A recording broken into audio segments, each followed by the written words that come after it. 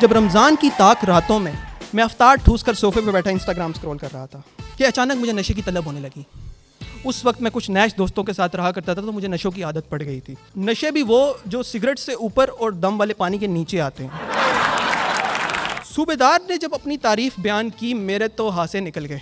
कहता है मैं इतना काला हूँ, जब पैदा हुआ था डॉक्टर ने कहा मेरी अम्मा को मुबारक हो काला जादू हुआ है। मैं कहा भाई तू इतना काला होने के बावजूद इतना कॉन्फिडेंट और खुश कैसे है? सूबेदार ने बड़ी प्यारी बात की।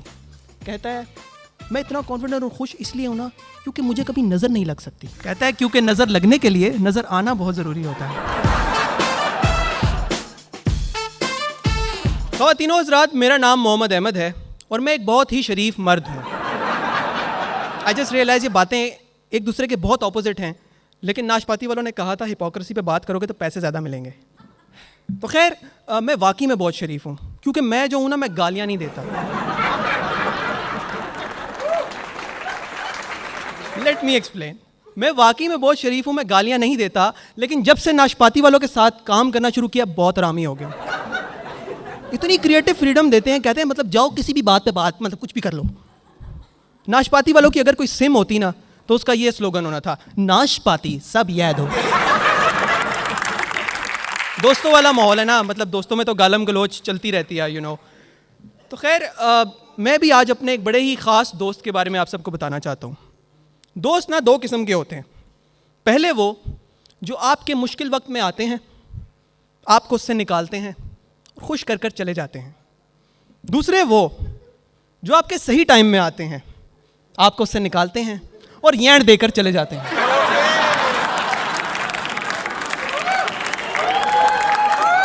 अब ये जो दूसरी स्पीशीज़ है ना, इसको हम अमूमन बेस्ट फ्रेंड कहते हैं। बेस्ट फ्रेंड वो ज़िंदगी का येंड है जो आपकी उस बात का मजाक बनाएगा जो आपकी सबसे बड़ी इनसिक्योरिटी है। फॉर एग्जाम्पल, मेरे दोस्त मुझे प्यार से केला बुलाते हैं। Not based on the looks, obviously शक्ल से तो मैं कद्दू लगता हूँ, लेकिन पता नहीं क्यों मुझे वो केला बुलाते हैं। मुझे रीज़न समझ नहीं आती, हालांकि मैं तो गुस्सा भी नहीं करता। पता नहीं उन्होंने अपनी तरफ से बनाया कि भाई इसको केला बोल देते हैं, मतलब हमने आपस में डिस्कशन की, तुझे तेरा नाम हमने केला रख दिया, तू केला खाता है। मैंने कहा मैं केला नहीं खाता। इनका अपना एक व्हाट्सएप ग्रुप है जिसमें मैं नहीं हूँ और उसका नाम है एंटी केला ग्रुप।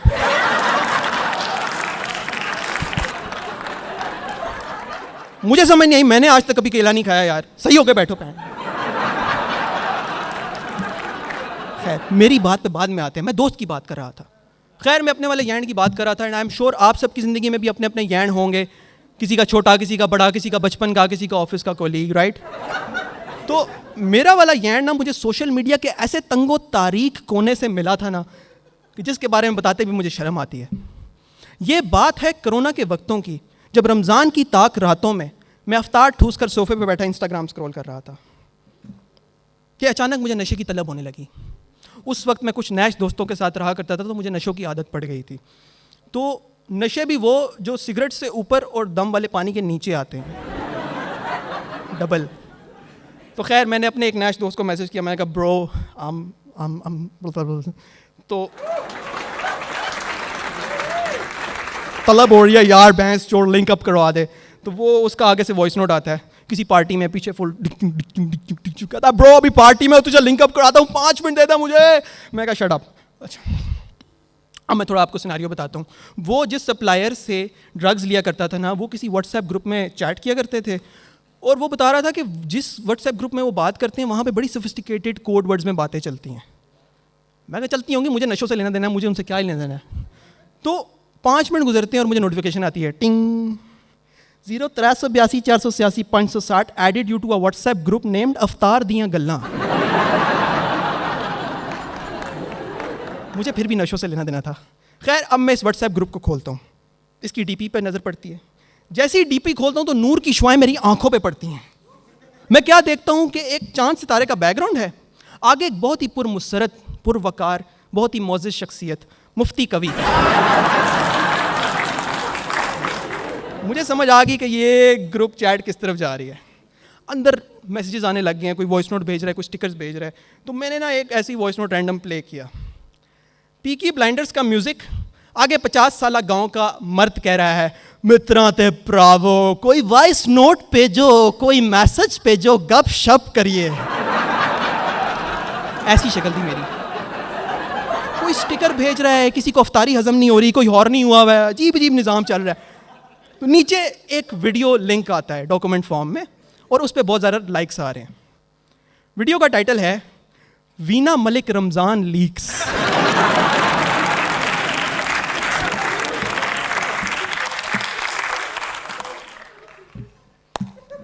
पानी पड़ा हुआ तो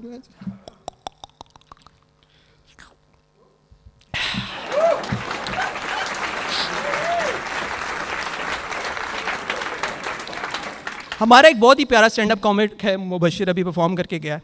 इस पूरे सिनारियो पे बड़ी खूबसूरत बात कहता है कि ये जो आजकल के नौजवान हैं एक लिंक की मार हैं, लिहाजा मैंने अस्तगफिरुल्लाह पढ़ा और लिंक खोला। अंदर मैं क्या देखता हूँ, वीना मलिक दुपट्टा ओढ़ के रमज़ान ट्रांसमिशन होस्ट कर रही है। कहती है अब मैं करूँगी आपके और अपने गुनाहों का इस्तग़फ़ार।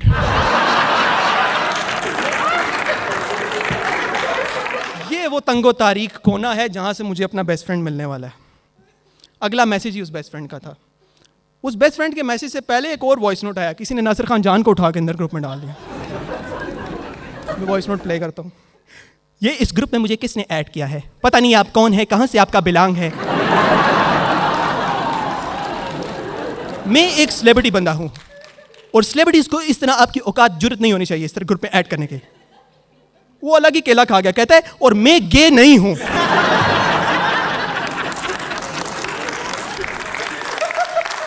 मुझे लगा इसको भी नशे की तलब हो रही है।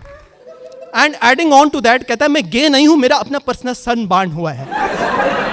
फिर इस वॉइस नोट के बाद 4 लफ्ज़ का एक मैसेज आता है। मैं समझ गया ये वही कोड वर्ड है, यही वो सप्लायर है। इतनी सोफिस्टिकेटेड इंग्लिश, इतनी प्यारी बात, इतनी कॉन्फिडेंस के साथ लिखा हुआ था व्हाट द एक्चुअल फक। मैं डायरेक्ट उसको मतलब प्राइवेट में डीएम करने के लिए मैसेज खोला। सबसे पहले मैं डीपी देखता हूँ। डीपी बड़ी एस्थेटिक, ब्लर बैकग्राउंड, काली, कुछ नज़र नहीं आ रहा। लेकिन मैं नीचे स्क्रॉल करता हूँ, वो नंबर के आगे निकनेम लिखा होता है ना, तो वहाँ पे निकनेम पढ़ के तो मैं समझ गया यही सप्लायर है। निकनेम था जनाब सूबेदार। हालांकि इसका आर्मी से कोई लेन देन नहीं था, जैसा कि हमारे कॉमिक्स के जोक्स का आर्मी से कोई लेना देना नहीं होता। अब मैं उसको मैसेज करता हूँ, मैं डायरेक्ट टू द पॉइंट, नशे की तलब हो रही है। मैं कहा ब्रो स्टफ। आगे से आती है लोकेशन और नीचे लिखता है सी यू टुमारो एट अफ्तार। मैं कहा बड़ा ही मुस्लिम सप्लायर है। अगले दिन बेशर्मों की तरह अफ्तार से ठीक 1 घंटा पहले मैं उठता हूँ और रिस्क की तलाश में निकलता हूँ। जैसे ही मैं वो लोकेशन ओपन करता हूँ, लिखा आता है खुदादाद हाइट्स E11। नेचर ने अपना पहला रेड फ्लैग मुझे दे दिया, पर नशे की तलब में मैंने उस रेड फ्लैग को इग्नोर मारा। कुछ ही घंटों में, कुछ ही देर में मैं खुदादाद की हाइट्स नाप रहा होता हूँ, खड़े हो गए कि अचानक गार्ड आ जाता है, कहता है हाँ जी भाई किधर। मैं कहा वो सूबेदार से मिलना था। वो मुझे गेट से लेके सूबेदार के फ्लैट तक खुद एस्कॉर्ट कर रहा है। और यकीन माने रास्ते में जितने भी लोगों को पता चला मैं सूबेदार से मिलने जा रहा हूँ, अलग ही लेवल की रिस्पेक्ट दे रहे हैं। मैं कहा कुछ तो बात है इसमें। अब सिनारियो ऐसा है कि सूबेदार के फ्लैट से 10 कदम दूर मैं खड़ा हूँ। गार्ड मुझे कहता है भाईजान आपका और मेरा साथ यहीं तक का था, अब मैं चलता हूँ। अब मुझे थोड़ा बहुत डर भी लग रहा है, तो नेचर ने मुझे दूसरा रेड फ्लैग दे दिया। अब प्रीमिस समझिए, सामने दरवाज़ा है, हल्का सा खुला हुआ है, 10 कदम दूर हूँ। जैसे ही पहला कदम उठाता हूँ लाइट चली जाती है, अंधेरा। अल्लाह ताला ने भी मेरे लिए तीसरा रेड फ्लैग भेज दिया, लेकिन उसको भी मैंने ऐसे इग्नोर किया जैसे आप इस शो के होस्ट कासिम भाई को इग्नोर करते हैं। सॉरी कासिम भाई, जहाँ भी हैं आप, माजरत। खैर, अब मैं आराम आराम से एक एक कदम उठा कर आगे जा रहा हूँ। फट भी रही है समझ में। जैसे ही दरवाज़ा पकड़ के खोलता हूँ ना, मैं क्या देखता हूँ, एक सफ़ेद रंग की बनियान हवा में लहर रही है। मेरा तो त्राह ही निकल जाता है। मैं जल्दी से अपना फ़ोन निकालने की कोशिश करूँ, मेरी जेब से एक लाइटर निकलता है, और उस वक्त के लाइटर में छोटी सी लाइट भी आया करती थी, तो मैं जल्दी वो लाइट ऑन करके यूँ मारता हूँ। तो अब मैं क्या देखता हूँ कि सफ़ेद रंग की बनियान हवा में लहर रही है, उसके ऊपर कोई 24.5 दांत और 2 आंखों के डेले नुमाया हो गए। अल्लाह की करनी ऐसी हुई कि लाइट आ गई, लेकिन सूबेदार मुझे फिर भी नज़र नहीं आया। सूबेदार का कालापन देख के मेरे मुंह से बेसाख्ता ये निकला कि मैंने कहा भाई माना ज़मीन आसमान में बहुत फ़र्क है। अरे काला तो मैं भी हूँ, लेकिन आपका तो बेड़ा ही गर्क है। सूबेदार मेरी बातों पे मुस्कुराया, मुझे कहता है बैठो इफ्तार करते हैं। मुझे बड़ी बात पसंद आई, मैं बैठा, इफ्तारी का वक्त हुआ, इफ्तार की। मैंने तो जो कहा सो कहा। सूबेदार ने जब अपनी तारीफ बयान की, मेरे तो हासे निकल गए। कहता है आप जानते हैं मैं इतना काला हूं कि मुझे देख के हबशियों को कॉम्प्लेक्स हो जाता है। मैं इतना काला हूं कि जिनके बच्चे मुझसे डरते हैं। कहता है मैं इतना काला हूं, जब पैदा हुआ था डॉक्टर ने कहा मेरी अम्मा को मुबारक हो काला जादू हुआ है। कहता है मैं बर्थडे नहीं ब्लैक डे मनाता हूं। कहता है मैं ब्लैक डे में भी सफ़ेद कपड़े पहनता हूं। सूबेदार कहता है मेरा मुस्तकबिल कभी रोशन नहीं हो सकता। सूबेदार कहता है मैं रात का सफ़र दिन में तय करता हूं। सूबेदार कहता है मैं चांद की बैक साइड हूं। सूबेदार कहता है मैं ग्लो एंड लवली लगाता हूं, ऐसा लगता है नुटेला मार रहा हूं।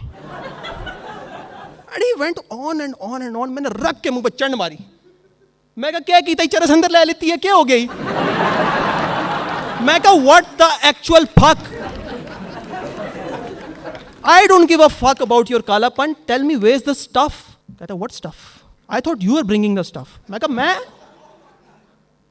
कहता है हाँ मैंने रंग गोरा करने के इंजेक्शंस मंगाए थे, डर्माटोलॉजिस्ट ने कहा था you will bring the stuff, you said stuff. उसकी शक्ल देख रहा हूँ, मेरी शक्ल देख रहा है। तो इस पर ख़वातीनो हज़रात मैंने एक लंबी सांस ली और फिर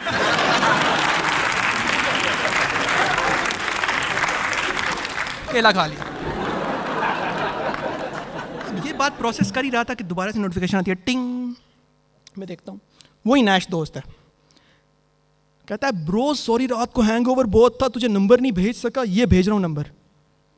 मैं फ़ोन देख रहा हूँ, सूबेदार मुझे देख रहा है, सूबेदार केले को देख रहा है, केला सूबेदार को देख रहा है। लेकिन इस पूरी मिसअंडरस्टैंडिंग और इस सिनेरियो से मेरी और सूबेदार की बहुत अच्छी दोस्ती हो गई। पहले सूबेदार के लिए तालियां बजाते हैं गाइस। अब चूंकि हमारी दोस्ती हो गई ना, तो मैंने सूबेदार को बरादराना मशवरा दिया। मैंने कहा भाई ये रंग गोरा करने के इंजेक्शन में मत पड़ा कर, फाद मुस्तफ़ा के अलावा आज तक और कोई गोरा नहीं हुआ। सूबेदार लल्ला इस पे भी हंस रहा है। मैं कहा भाई तू इतना काला होने के बावजूद इतना कॉन्फिडेंट और खुश कैसे है? सूबेदार ने बड़ी प्यारी बात की। कहता है मैं इतना कॉन्फिडेंट और खुश इसलिए हूं ना क्योंकि मुझे कभी नज़र नहीं लग सकती। कहता है क्योंकि नज़र लगने के लिए नज़र आना बहुत ज़रूरी होता है। इससे पहले कि कोई काला मेरी बातों पे केला खाए, ऐप पे आने तो मैं गया नहीं।